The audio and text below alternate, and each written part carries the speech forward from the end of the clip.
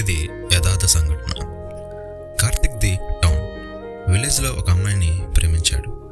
రోజు నైట్ తనను కలవడానికి వెళ్ళేవాడు. తెల్లవారికి ముందే వచ్చేవాడు. అంటే ఒక రహస్య మార్గంలో వెళ్ళి వస్తుండేవాడు. కానీ ఆ దారి మొత్తం చాలా చీకటిగా, నిశ్శబ్దానికి కూడా భయం వేసేంత భయంకరంగా ఉంటుందని. కానీ కార్తిక్ చాలా ధైర్యవంతుడు. రోజు ఆ రహస్య మార్గంలోనే వెళ్ళి తన ప్రియురాన్ని కలిసి వచ్చేవాడు. కానీ ఒక అమావాస్య రాత్రి ఇంటికి త్వరగా వెళ్ళాలని చాలా త్వరగా నడుచుకొని వెళ్తున్నప్పుడు తనకి తెలియకుండా కొన్ని మంత్రించిన నిమ్మకాయలని మట్టుకొని వెళ్ళిపోతాడు. కార్తీక్ యథావిధిగా మరుసటి రోజు ఆఫీస్కి వెళ్ళిపోయాడు. ఈలోపు వాళ్ళ సిస్టర్కి హెల్త్ బాగోలేదని ఫోన్ వస్తే ఆఫీస్ నుంచి తిరిగి వస్తాడు. ప్రతిరోజు హాస్పిటల్కి తీసుకొని వెళ్ళి వచ్చేవాళ్ళు.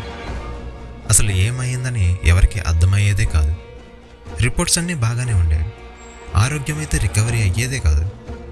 ఈ హెల్త్ ఇష్యూస్ వల్ల తన ప్రేయస్ని కలవడానికి వెళ్ళడం కుదిరేది కాదు. ఇంకా వాళ్ళకి గొడవలు వచ్చి విడిపోయారు. కొన్ని డేస్కి వాళ్ళ సిస్టర్ అనారోగ్యంతో చనిపోయారు. అయితే ఆ బాధ నుండి మర్చిపోవడానికి కార్తీక్ పని మీద ఎక్కువ ధ్యాస పెట్టేవాడు. ఇంట్లో కూడా కార్తిక్కి పెళ్లి చేస్తే బాగుంటుందని పెళ్లి సంబంధాలు చూశారు. ఒక అమ్మాయిని చూశారు, నచ్చింది, ఓకే చెప్పారు.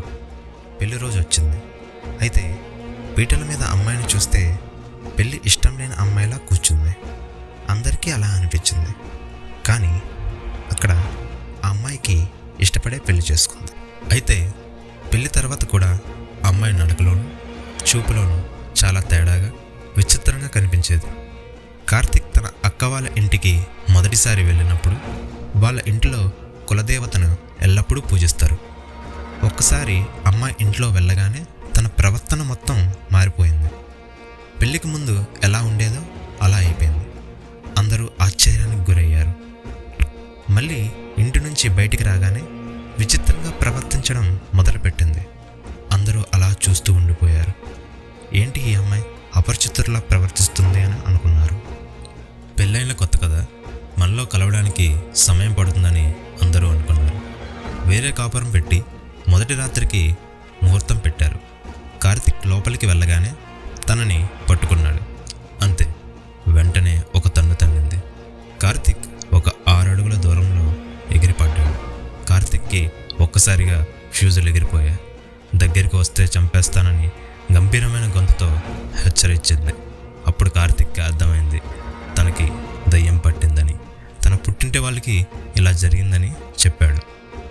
అయితే కొండదేవర దగ్గరికి తీసుకొని వెళ్ళి అక్కడ దయ్యాన్ని బంధించారు. దయ్యాన్ని ప్రశ్న అడిగారు, నువ్వు కార్తిక్ వాళ్ళ భార్య దేహంలోకి అసలు ఎలా ప్రవేశించావని. దయ్యం ఇలా చెబుతుంది, నేను కార్తిక్ ఇంట్లో గత సంవత్సరం నుంచి ఉంటున్నా. వాళ్ళ చెల్లి చనిపోవడానికి కారణం ఆరోగ్యం బాగోలేకపోవడం కాదు. నేను అనగానే అందరూ దిగ్భ్రాంతికి గురయ్యారు. కార్తిక్ పెళ్లి చూపులకు వెళ్ళినప్పుడు తనతో పాటు వెళ్ళి తన భార్యని ఆవహించానని చెప్తుంది. అయితే నువ్వు కార్తిక్ ఇంటికి ఎలా వచ్చావని కొండదేవర అడిగాడు. కార్తిక్ ఒక రాత్రి మంత్రించిన నిమ్మకాయని తొక్కాడు. అప్పటి నుంచి కార్తిక్ ఇంటికి వచ్చి వాళ్ళ చెల్లిని ఆవహించానని కొండదేవరికి చెబుతుంది. అప్పుడు కొండదేవర అసలు నీ కథ ఏంటని అడుగుతాడు. అప్పుడు దయ్యం తన కథ చెప్తుంది. తోటలో 4 నన్ను రేప్ చేసి చంపేసి ఎవరికీ తెలియకుండా ఊరికి దూరంగా పాతిపెట్టారని చెప్తుంది. తర్వాత కొండదేవర దయ్యాన్ని సీసాలో బంధించి నిర్మానుష్యమైన ప్రదేశంలో పాతిపెడతారు. అప్పుడు కార్తిక్ భార్య మునుపటిలా మారిపోతుంది. వీళ్ళు ఆనందంగా ఉంటారు. కొన్ని రోజుల తర్వాత ప్రెగ్నెన్సీ వస్తుంది. అయితే 4 నెలల్లో గర్భం పోతుంది. మళ్ళీ దయ్యం పట్టినప్పుడు ఎలా అయితే ప్రవర్తిస్తుందో మళ్ళా అలా ప్రవర్తించడం మొదలు పెడుతుంది. వీళ్ళకి సందేహం వచ్చి మళ్ళీ కొండదేవర దగ్గరికి వెళ్తారు. అక్కడ ఉన్నవాళ్ళు చెప్పిన విషయానికి అందరూ దిగ్భ్రాంతికి లోనవుతారు. ఆ కొండదేవర చనిపోతాడు. కార్తిక్ చాలా ప్రదేశాలకు తిరిగినా లాభం లేకపోయింది. అయితే చాలా ప్రయత్నం తర్వాత ఒడిస్సా నరసింహస్వామి దేవాలయంలో పరిష్కారం దొరుకుతుందని తెలుస్తుంది. అప్పుడు అక్కడికి బయలుదేరారు. దయ్యం దయ్యానికి అక్కడికి వెళ్తున్నామనే విషయం తెలిసిపోయింది. ఆటోలో నలుగురు బలవంతులతో ఆటోతో సహా ఊపేసింది. ఇంకా అందరికీ భయం వేసింది. అందరూ హనుమాన్ చాలీసా చదువుకొని మొత్తానికి అక్కడికి చేరుకున్నారు. దేవాలయంలో తంత్రమంత్రాలతో పూజ చేసి దయ్యాన్ని మళ్ళీ బంధించారు.